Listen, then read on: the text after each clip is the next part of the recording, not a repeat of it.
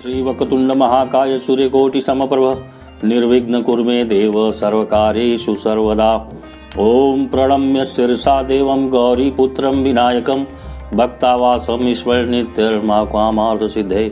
प्रथमं वक्रतुंडं च एकदन्तं द्वितीयकं तृतीयं कृष्णपिङ्गाक्षं च गजवक्त्रं चतुर्थकं लम्बोदरं पंचमं च षष्ठं विकटमेव च सप्तमं विघ्नराजं च धूम्रवर्णं तथाष्टमं नवम भालचंद्रम च दशम तु विनायकम एकादशम गणपतिम द्वादशम तु गजाननम द्वादशैतानि नामानि त्रिसन्धं या पठेन्नरः न च विघ्न भयं तस्य। नमस्कार मित्रों, कैसे हैं आप सभी लोग। नए वर्ष में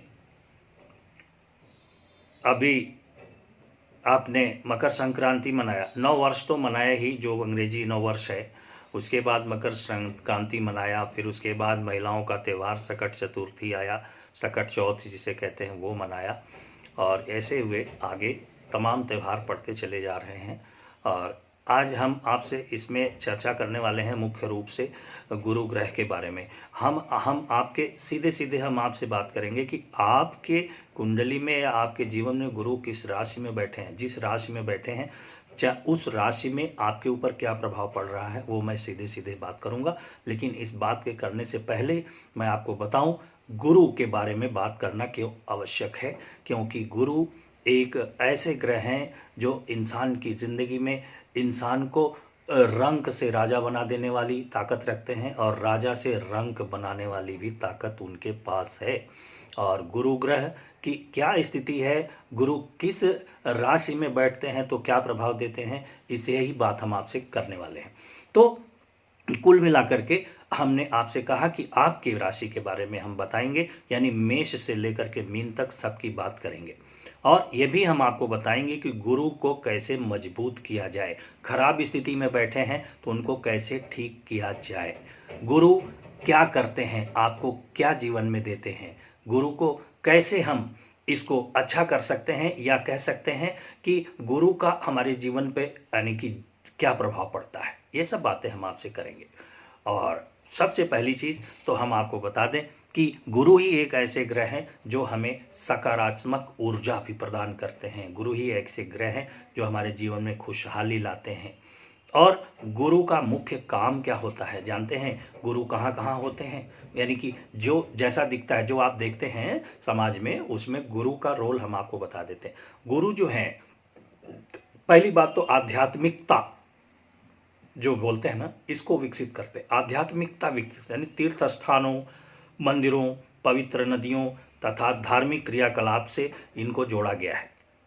गुरु ग्रह को देखा गया है कि गुरु ग्रह जिनके अच्छे हैं उनके, या जो भी हैं जैसे भी हैं, उनमें खास तौर से यह कहाँ पर आपको दिखते हैं, कैसे दिखते हैं, अध्यापकों में दिखेंगे, ज्योतिषी लोगों में दिखेंगे, दार्शनिक लोगों में दिखेंगे, लेखक जो लोग हैं उनको उनमें दिखेंगे, ठीक है। और अन्य चीज़ें भी बताई गई, इन सब चीज़ों में गुरु दिखते हैं। और साथ में अन्य चीज़ें बताई गई हैं, जैसे गुरु के बारे में ये भी है कि आपका पुत्र यानी आपका संतान, आपका जीवन साथी, आपकी धन संपत्ति, आपकी शिक्षा, समझ रहे हैं, आपके गुरु जो भी आपके गुरु हैं, आपकी मानसिक यानी बुद्धिमत्ता, ठीक है, तार्किकता कितनी आपके अंदर है, कितना ज़्यादा तर्क संगत आप विचार रखते हैं, ठीक है, शिल्प ज्ञान, अच्छा गुण, आपके अंदर श्रद्धा कितनी, आपके अंदर त्याग कितना है, आप धर्म के प्रति क्या समझते हैं, आपको मतलब इन सब चीज़ों में राजसिक सम्मान कितना आपके पास है, जिसे राजसी सम्मान भी आप कह सकते हैं। तो कुल मिलाकर के दूसरी बात, गुरु आपको आशावादी भी बनाते हैं, ये भी आपको ध्यान देना है। यानी आपको अंदर से निराशा आपकी खत्म करके आशा देते हैं कि हाँ भाई आगे ये काम मेरा होगा। तो कुल मिलाकर के गुरु का अच्छा प्रभाव आपको अपने परिवार को साथ लेकर चलने में सहायक होता है। गुरु के प्रभाव वाले व्यक्ति ही आपको बैंक में मिलेंगे, इनकम टैक्स में मिलेंगे, खजांची मिलेंगे, रेवेन्यू डिपार्टमेंट, राजस्व डिपार्टमेंट मिलेंगे, मंदिरों में मिलेंगे, धर्मांत संस्थाओं में मिलेंगे, जितने कानून में बैठे हैं कानूनविद वहाँ मिलेंगे, जज यानी न्यायाधीश जो होते हैं, ठीक है, वकीलों में मिलेंगे, संपादक में मिलेंगे, प्राचार्य में मिलेंगे, इस तरह से जो शिक्षाविद हैं उनमें मिलेंगे। और गुरु के अच्छे होने से शेयर बाजार में भी जो है आप देखेंगे कि वो टॉप मोस्ट में बड़े पूंजीपति मिलेंगे। अब मैं बता रहा हूँ गुरु के बारे में, आप सुनो तो अच्छी बात और नहीं सुनो तो कोई बात नहीं। जितने दार्शनिक लोग हैं, ज्योतिषी लोग हैं, वेद और शास्त्रों के जितने ज्ञाता हैं, वहां पर गुरु आपको दिखते हैं, यानी इस रूप में गुरु दिखते हैं। और कैसे दिखेंगे? ऐसे ही दिखेंगे। अब आते हैं गुरु के बारे में, छोटी सी बात आपको बता देते हैं कि गुरु ग्रह है ना, तो इनका क्या है। देखिए, गुरु के मित्र कौन कौन है? चंद्रमा, मंगल गुरु के मित्र हैं। गुरु के शत्रु कौन कौन है? शुक्र, बुध, ये सब गुरु के शत्रु हैं। शनि से थोड़ा सा समभाव रखते हैं, ठीक ठाक रखते हैं, न बहुत अच्छा न बहुत खराब। और गुरु मीन और धनु राशि के स्वामित्व माने जाते हैं। गुरु की मूल त्रिकोण राशि धनु है। इस राशि में 0 अंश से 10 अंश के मध्य अपने मूल त्रिकोण अंशों पर होते हैं। गुरु कर्क राशि में 5 अंश पर होने पर अपनी उच्च अंशों में माने जाते हैं, यानी उच्च के माने जाते हैं। और गुरु मकर राशि में 5 अंशों पे नीच राशि के माने जाते हैं। गुरु को पुरुष प्रधान ग्रह माना गया है। ये उत्तर पूर्व यानी नॉर्थ ईस्ट दिशा के कारक भी हैं। गुरु के सभी शुभ फल प्राप्त करने के लिए लोग पुखराज पहनते हैं। और गुरु का शुभ रंग पीतांबरी यानी पीला होता है।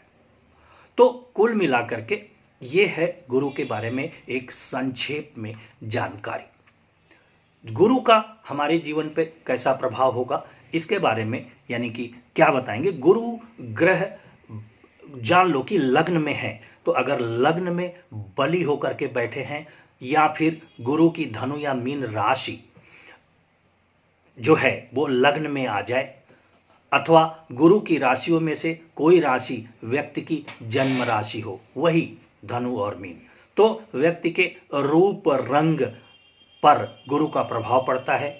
गुरु बुद्धि को यानी कि गुरु व्यक्ति को बलवान बनाते हैं, वह बुद्धिमान बनाते हैं, ज्ञान, खुशियां और सभी चीजों की पूर्णता देते हैं।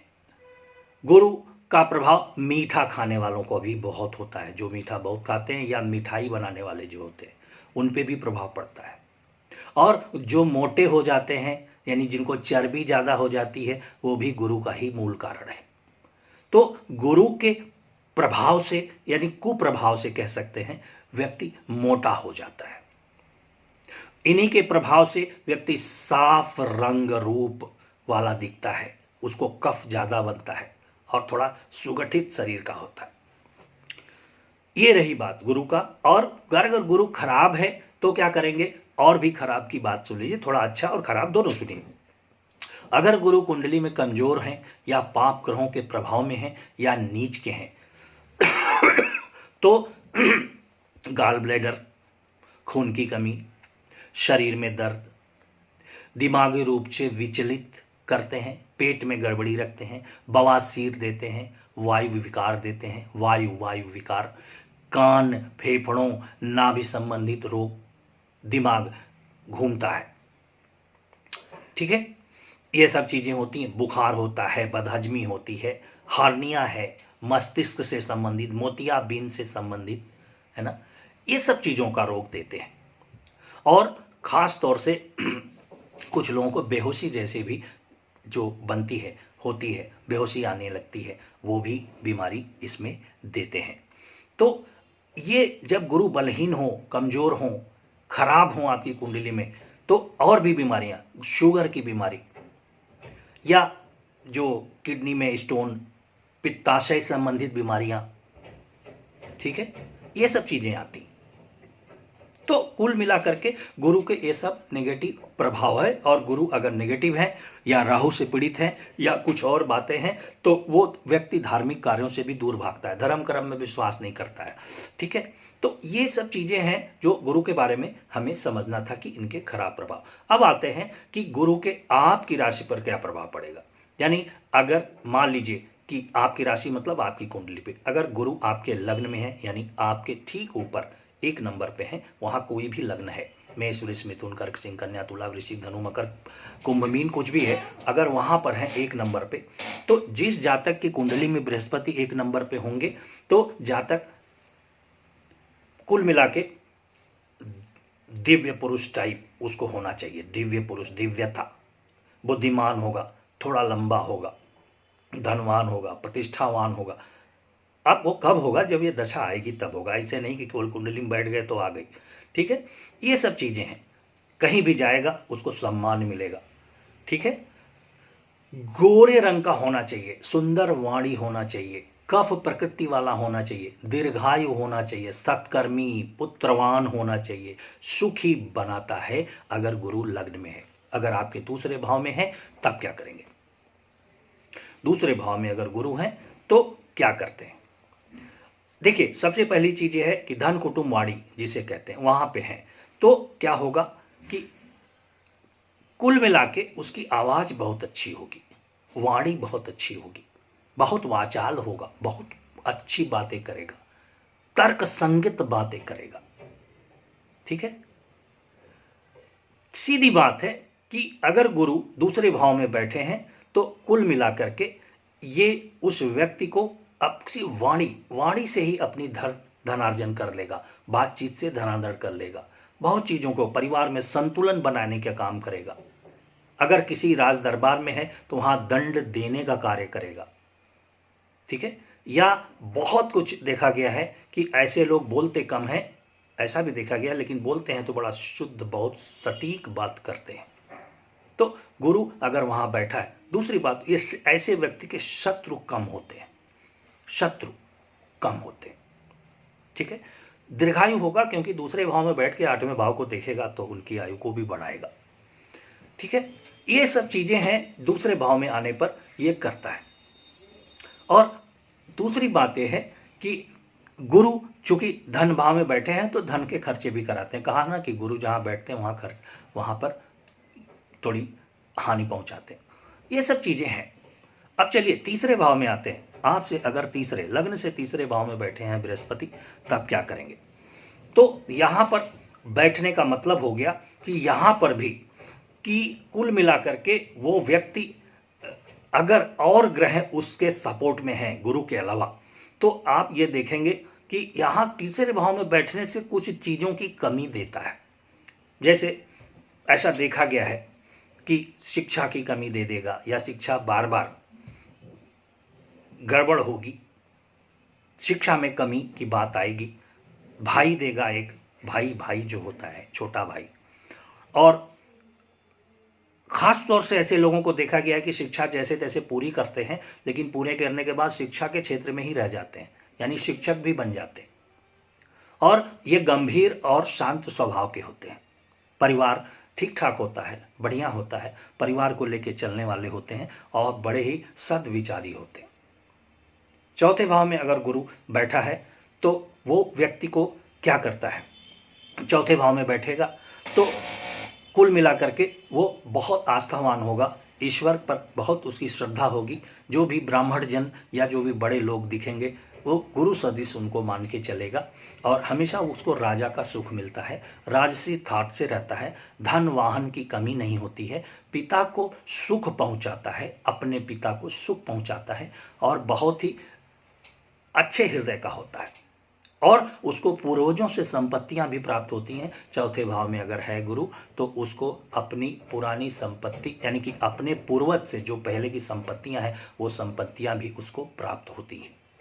पांचवें भाव में अगर गुरु हैं तो पांचवें भाव में देखा गया है कि वह गुरु उसे बुद्धिमान, गुणवान, तर्कशील, श्रेष्ठ एवं विद्वान जो होते हैं उनको पूजते हैं, यानी इस तरीके का बनाता है। अगर पंचम भाव में गुरु हैं तो ये बात देखी गई है। और ये बात अलग है कि अगर वहां पर पंचम भाव धनु एवं मीन राशि है तो वहां संतान की कमी करता है, संतान की कमी करता है। ठीक है, और अगर कर्क में वहां पे बैठे हैं तो संतान शायद न हो, ऐसा भी देखा गया है, लेकिन और ग्रहों का भी योग देखना पड़ेगा। ठीक है, तो कुल मिलाकर के ये पंचम गुरु जो है संतान के सुख में कमी जरूर पहुंचाता है, ये बात होती, थोड़ा सुख में कमी रखता है, यानी पारिवारिक जीवन में। ये रही बात पांचवें भाव के गुरु को। अब छठे भाव पे आते हैं। छठे भाव में जब अगर वो बैठ जाए गुरु, तो वो क्या करता है कि उन शत्रुनाशक बनाता है, यानी जितने शत्रु हैं उनका पराजय होना तय है। ठीक है, लेकिन इसके साथ ही साथ छठे भाव में बैठा है तो ननिहाल से विरोध करा देगा। ठीक है, ये बात होती। साथ में माता, मामा, इन सब लोगों के स्वास्थ्य को हमेशा खराब रखेगा। लेकिन ऐसा जातक संगीत में बड़ा रुचि रखता है, संगीत विद्या में बहुत रुचि रखता है, कभी कभी इसी को अपना प्रोफेशन बना लेता है। तो कुल मिलाकर के गुरु अगर वहां पे बैठे हैं छठे भाव में तो ऐसा करते हैं। ठीक है, बाकी ये देखा गया है कि अगर वहां पे चंद्रमा भी बैठ गए हैं तो गुरु और चंद्रमा अगर वो बैठ गए हैं तो दोष भी आते हैं, क्योंकि वहां से 12वें भाव को भी देखता है तो थोड़ा दोष भी देता है, दोष में मिला करके संतुष्टि समस्याएं देता है। तो ये कह सकते हैं कि ये सब चीजें होती हैं, यानी रोग दोष इस तरीके की समस्याएं हो जाती हैं। और इस भाव में बैठने पर यह भी देखा गया है कि अगर इस भाव में बैठा है तो जो है निश्चित रूप से अगर वो व्यक्ति का प्रोफेशन डॉक्टर का है या वैद्य का है तो वहां पर, या टीचर का है, तो उसके लिए अच्छा परिणाम नहीं देता, हमेशा वो सुर्खियों में रहते हैं परेशानी लेकर के। तो फिर लोग उन्हें बड़ी संदिग्ध नजरों से देखते हैं। कुल मिलाकर के अगर छठे भाव में गुरु बैठा है तो अच्छा नहीं माना गया है, यह हम कह सकते हैं। ठीक है, क्योंकि छठे भाव में गुरु के बैठने पर यह भी देखा गया है कि ऐसा जातक जो है जुआ में, शराब में, वैश्यावृत्ति में ज़्यादा दिमाग लगाता है। ठीक है, उसको बहुत ही मधुमेह की जो बीमारी होती है, जिसे आप शुगर कहते हैं, पेशाब की बीमारी, हार्निया की बीमारी होती है, तो ये चीज़ होती। बाकी इसको ऐसे जातक को अपने पूर्वजों की संपत्ति को भी लेने के लिए बड़े ही संकट देखे गए हैं, परेशानियां देखी गई हैं, यानी जल्दी नहीं मिलती। छठा भाव खत्म हो गया भाई, सातवें भाव पे आते हैं। अगर आपके सातवें भाव में गुरु है तो ये बात समझ लीजिए कि ऐसा जातक हमेशा सातवें भाव बैठेंगे, सीधे सीधे आपको देखेंगे, यानी आपके लग्न को देखेंगे, और आपके सातवें भाव नहीं आपके वैवाहिक जीवन में बैठेंगे। पेट थोड़ा खराब रखेंगे आपका, ये बात तय है। शादी विवाह होने में दिक्कतें आ सकती हैं, लेकिन ऐसा जातक बुद्धिमान, सर्वगुण संपन्न ये होता है और तमाम प्रेम संबंध वगैरह भी रखता है, ये बात देखी गई है। धनी भी होता है, भाषण वगैरह देने में बड़ा ही कुशल होता है, धैर्यवान होता है, विनम्र होता है, और अपने बाप से यानी अपने पिता से हमेशा ऊंचे भी पद पे जाता है या ऊंचा ही पहुंचता है। और उसकी पत्नी के बारे में देखा गया, बड़ी पतिव्रता होती है इनकी पत्नी, जिनके सातवें भाव में बैठा है। ठीक है, और अगर सातवां भाव में मेष है, मतलब मेष राशि है, सिंह राशि है, मिथुन राशि है, धनु राशि है, तो क्या होगा, तो ये शिक्षा के लिए बड़ा श्रेष्ठ होता है। तो यही कारण है कि अगर सातवें भाव में ये राशियां पड़ जाएं तो ऐसा व्यक्ति को देखा गया है कि अध्यापक भी बनेगा, न्यायाधीश भी बन सकता है, शिक्षक बहुत ऊंचे स्तर का बन सकता है। अब आते हैं आठवें भाव के बारे में। तो जिस व्यक्ति के आठवें भाव में गुरु होगा वो क्या होगा, तो वह पिता के घर में अधिक समय नहीं रहता है, ऐसा बोला गया है और देखा गया है कि इस तरीके की स्थिति बनती है। और दूसरी बात यह है कि चूंकि आठवें भाव में गुरु बैठे हैं तो धन कुटुंबवाणी को देखते हैं सीधे सीधे, तो व्यक्ति को धनी बनाते हैं, कुटुंबवान बनाते हैं, परिवार बड़ा बनता है और कुटुंब में आपस में बहुत ज़्यादा स्नेह रहता है, और साथ में वाणी भी बड़ी संयमित होती है, वाणी यानी जबान अच्छा बोलता है। तो वहाँ पर यह देखा गया है कि इस तरीके की स्थिति बनती है। और बहुत सी बातें हैं, आलसी भी बनाता है, हम ये कह सकते हैं, आलस्यता भी देता है। आठवें भाव में बैठने पर अगर शत्रु राशि है तो यह निश्चित रूप से थोड़ा सा शत्रुओं का भी ये बनाता है, या कहते हैं अंदर विवेक नहीं होता है ना, धैर्य नहीं होता है, बहुत जल्दीबाजी मचा देता है, इस तरीके की स्थिति बनती है। तो कुल मिलाकर के ये कह सकते हैं, और बाकी अंत समय में ये हमेशा अच्छे स्थान पे इनका अंत होता है और शुभ समय पे होता है। कुल मिला के ये सब चीज़ें हैं और इन्हें आपको समझने की ज़रूरत है कि अष्टम भाव की स्थिति लमसम यही होती है। और अब आते हैं हम 9वें भाव पे। जिसके 9वें भाव में गुरु होंगे तो यह बात तय है कि 9वें भाव में गुरु में, ऐसा शास्त्रों में लिखा है कि उसके पास मकान होते हैं अच्छे, 4 मंजिला 5 मंजिला, ऐसा चल 4 मंजिला 3 मंजिला मकान होते हैं। ये कहते धन जमीन जायदाद बहुत होती है। ये अगर 9वें भाव में धर्म के प्रति बहुत आस्था होती है, आए दिन कोई ना कोई धार्मिक कार्यक्रम कराते रहते हैं और इनके ऊपर इनके अधिकारियों की या इनसे उच्च पे जो भी हैं उनकी बड़ी कृपा बनी रहती है और जहाँ भी रहते हैं इन पर हमेशा सब लोग स्नेह देते हैं और कुल मिला के ये बड़े ही धार्मिक प्रवृत्ति के होते हैं। भाग्यवान भी बोले जाएंगे, विद्वान भी बोले जाएंगे, पुत्रवान भी होते हैं, सर्वशास्त्र के ज्ञाता, मानी खटाखट कुछ भी बोलो धन से कोई ना कोई तुरंत जबान पे लीजिए आप, तुरंत तत्काल प्रभाव से, यानी उनको हर श्लोक हर तरीके की चीज़ें, जैसे कुमार विश्वास जी हो गए, ये दूसरे प्रवृत्ति के हैं, तो वहाँ नवजोत सिंह सिद्धू को ले लीजिए, वो दूसरे प्रवृत्ति के हैं, लेकिन दोनों बोलते हैं बड़ा ही तर्क संगत हिसाब बना करके मौके पे बोल जाते हैं बाद में। हालांकि कुमार विश्वास जी को इस क्षेत्र में ज़्यादा उचित तरीके से लेंगे, हर जगह उन्हें स्नेह मिलता है ऐसे लोगों के जिनके 9वें भाव में गुरु होते हैं। तो ऐसे हैं, ऐश्वर्यवान होते हैं, भाग्यवान होते हैं, ये हम कह सकते हैं और हमेशा इनका विद्वान लोग आदर करते हैं। 10वें भाव में अगर गुरु बैठ गया तब क्या करेगा? 10वें भाव में गुरु अगर बैठ गया तो ये बात देखा गया है कि यह हमेशा अपने पिता से, अपने घर वालों से ज़्यादा उच्च स्थान पे जाएगा। उच्च स्थान मतलब और अच्छा कमाई करेगा, बढ़िया ऊपर जाएगा। और थोड़ा सा ये देखा गया है कि संतान जो होती है उससे वह थोड़ा सा, संतान जो होती है उससे उनका बहुत अच्छा, कहते हैं ना कि अच्छा संबंध नहीं रहता है।